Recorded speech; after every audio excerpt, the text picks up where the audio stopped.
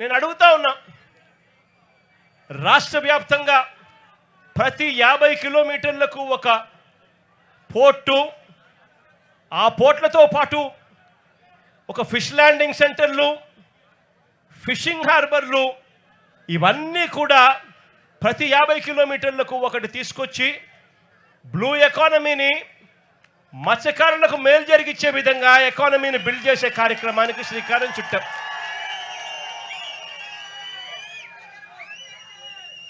మత్స్యకారులందరికీ కూడా మంచి జరగాలని చెప్పి ఎక్కడెక్కడ మత్స్యకారులు ఉన్నారో వాళ్ళందరినీ కూడా మ్యాపింగ్ చేసి ఏకంగా ప్రతి చోట వాళ్ళ కోసమే ఈ ఫిషింగ్ హార్బర్లన్నీ కూడా నిర్మించడానికి శ్రీకారం చుట్టాం.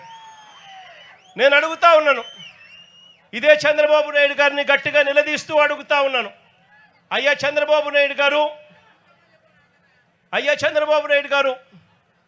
నువ్వు ఏ రోజు కూడా ఈ మాదిరిగా మత్స్యకారుల గురించి కానీ రాష్ట్రం గురించి కానీ ఏ రోజు ఆలోచన చేయలేదు. ఈ మాదిరిగా పోర్టులు కట్టాలని కానీ, ఈ మాదిరిగా మత్స్యకారులకు మేలు చేస్తూ ఫిషింగ్ హార్బర్లు కట్టాలని కానీ, ఫిష్ ల్యాండింగ్ సెంటర్లు కట్టాలని చెప్పి కానీ ఏ రోజు నువ్వు ఆలోచన చేయలేదు. ఏ రోజు వాళ్ళకు మంచి జరిగించే కార్యక్రమం చేయలేదు.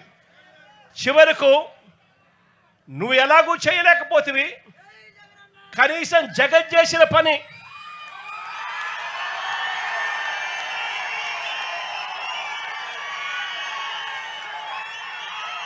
జువెలదిన్నలో ఇక్కడే కనిపిస్తూ ఉంది.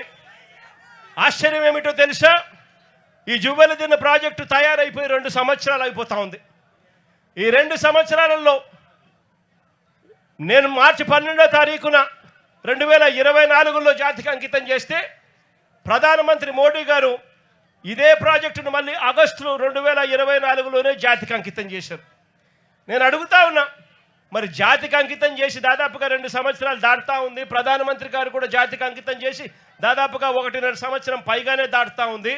మరి ఎందుకు ఈ ఫిషింగ్ హార్బర్ను మత్స్యకారులకు ఎందుకు హ్యాండ్ ఓవర్ చేయలేదు చంద్రబాబు నాయుడు గారు గట్టిగా నిలదీస్తూ అడుగుతా ఉన్నా.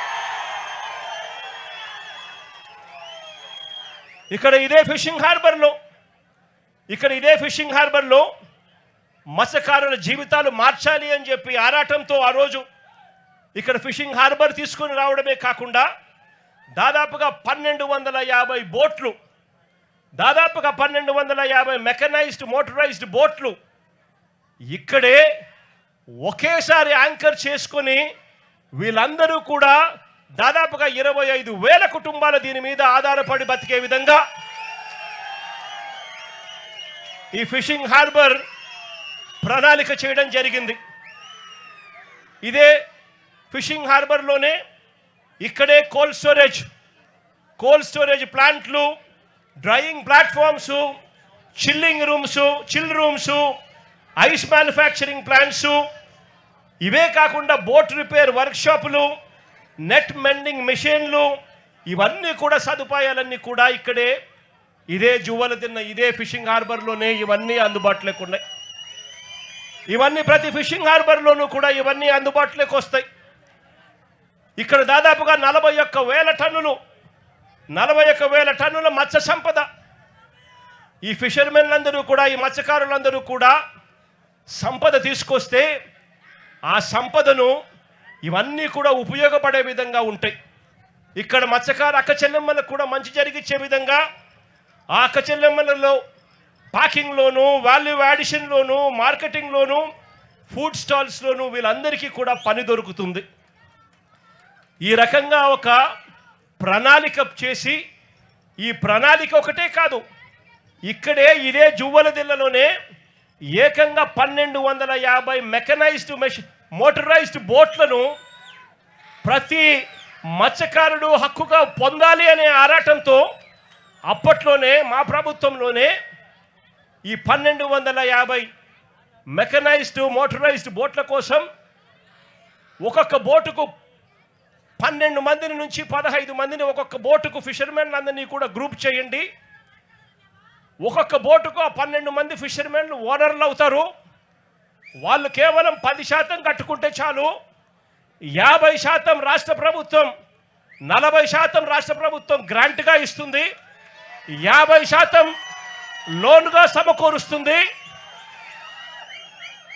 ఈ ఆదాయం అంతా కూడా ప్రతి మత్స్యకారుడు కూడా చెందాలి, మత్స్యకారుల జీవితాలు బాగుపడాలని చెప్పి అప్పట్లోనే అడుగులు కూడా పడ్డాయి. నేను అడుగుతా ఉన్న చంద్రబాబు నాయుడు గారు, ఇదే వైఎస్ఆర్సీపీ ప్రభుత్వం కన్నా వచ్చి ఉండింటే ఈ 1250 బోట్లు కూడా ఈ జువ్వల దిన్నలో ఈ మత్స్యకారులందరికీ కూడా ఈ పాటికి అందుండేటివి. వాళ్ళు కేవలం 10% పెట్టుంటే చాలు, మిగిలిన 90% రాష్ట్ర ప్రభుత్వము బ్యాంకు లోన్ల ద్వారా వాళ్ళకు వచ్చేటి. ఒక్కొక్క బోటుకు 12 మంది ఓనర్లు అయి ఉండేవాళ్ళు. అంటే 1250 బోట్లకు దాదాపుగా 20,000 మంది దగ్గర మత్స్యకారులు ఓనర్లుగా, మెకనైజ్డ్ మోటరైజ్డ్ బోట్లుగా ఉండేవాళ్ళు.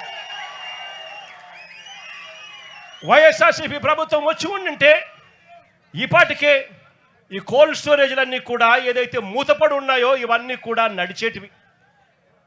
ఐస్ మేకింగ్ ప్లాంట్స్ నడిచేటివి, చిల్ రూమ్స్ నడిచేటివి, బోట్ల రిపేర్ల కోసం కేటాయించిన బోట్ రిపేర్ షెడ్లు పనిచేస్తూ ఉండేటివి. నెట్ల కోసం అని చెప్పి నెట్ బెండింగ్ మిషన్లు ఏదైతే ఉన్నాయో అవన్నీ కూడా ఆపరేషన్లో ఉండి ఈ ప్రాంతం అంతా కూడా మత్స్యకారులు చిక్కటి చిరునవ్వుల మధ్య, ఆనందం కేతనాల మధ్య ఈ ప్రాంతం అంతా సస్యశ్యామలంగా ఉండేది. దురదృష్టవశాత్తు అది జరగకపోవడంతో ఈరోజు మత్స్యకారుల జీవితాలన్నీ కూడా చిన్నాభిన్నం అయిపోతా ఉన్న పరిస్థితులు మన కళ్ళ ఎదుటే కనిపిస్తూ ఉన్నాయి. ఇంకా అన్నిటికన్నా దారుణం ఏమిటో తెలుసా? ఈ జువ్వలదిన్న ప్రాజెక్టులో ఇక్కడ డిఫెన్స్ సాగర్ డిఫెన్స్ అంటే ఒక ప్రైవేట్ డిఫెన్స్ కంపెనీకి చంద్రబాబు నాయుడు గారు ఇక్కడ భూములు కేటాయిస్తారు. ఉన్న 79 ఎకరాలలో సగం ఈ ప్రైవేట్ డిఫెన్స్ ఫ్యాక్టరీకి చంద్రబాబు నాయుడు గారు కేటాయిస్తారు. అంటే దాని అర్థం ఇక మత్స్యకారులకు ఇక్కడి నుంచి కూడా తరిమేసే కార్యక్రమం చేస్తూ ఉన్నాడు చంద్రబాబు నాయుడు గారు. నేను అడుగుతా ఉన్నా చంద్రబాబు నాయుడు గారిని, ధర్మమేనా న్యాయమేనా అని అడుగుతా ఉన్నా ఇదే మనిషి చంద్రబాబు నాయుడు గారిని. మత్స్యకారుల కోసం ఫిషింగ్ హార్బర్లు జగన్ నిర్మిస్తే నువ్వు చేస్తూ ఉన్నది ఏందయ్యా? దీన్ని కూడా దోచుకునే కార్యక్రమం చేస్తూ ఉన్నావు ప్రైవేట్ వాళ్ళకిచ్చి. ప్రైవేట్ వాళ్ళకి నువ్వు ఇవ్వాలి అనుకుంటే పక్కన కృష్ణపట్నం పోర్ట్ ఉంది, ఆ పోర్ట్లో కావాలంటే దండిగా ల్యాండ్ ఉంది, అక్కడ కావాలంటే వాళ్ళకి ఇచ్చుకోవచ్చు. కానీ ఇక్కడ మత్స్యకారులను పొట్టగొట్టడం ఎందుకు చంద్రబాబు అని చెప్పి చంద్రబాబు నాయుడు గారిని అడుగుతా ఉన్నా గట్టిగా. చంద్రబాబు నాయుడు గారిని గట్టిగా వార్నింగ్ కూడా ఇస్తా ఉన్నా. కళ్ళు మూసి తెరిచేసరికే మరో 3 ఏళ్ళు అయిపోతుంది. వచ్చేది వైఎస్ఆర్సీపీ ప్రభుత్వమే.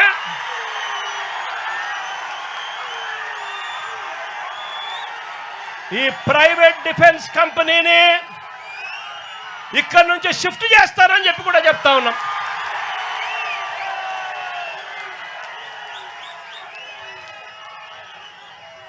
ఇక్కడ ఫిషింగ్ హార్బర్ ఇక్కడే కాదు, రాష్ట్రంలో కడతా ఉన్న 10 ఫిషింగ్ హార్బర్లు అన్నీ కూడా మత్స్యకారుల సొత్తు అని చెప్పి కూడా ఈ సందర్భంగా కూడా చెప్తా ఉన్నా.